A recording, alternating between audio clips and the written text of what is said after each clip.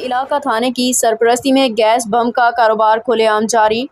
کراچی شہر کے مختلف تھانہ جات کی حدود میں LPG ناقص سلنڈر سے گیس بھرنے کا کام چل رہا ہے،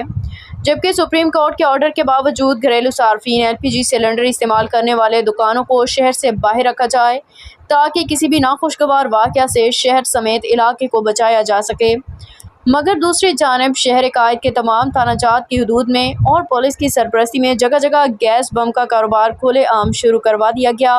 وہیں گیس بم کا کاروبار کرنے والے LPG سلنڈر بھرنے والے دکانداروں کا کہنا ہے کہ پولیس ہم سے بھاری نذرانہ لے کے چلی جاتی ہے۔ شہر قائد میں گیس بم کا کاروبار کرنے والوں کے لیے کوئی لاہے عمل تیار نہیں کیا گیا اور نہ ہی کوئی چیک اینڈ بیلنس کیا جاتا ہے کسی ادارے کی طرف سے کہ ادارہ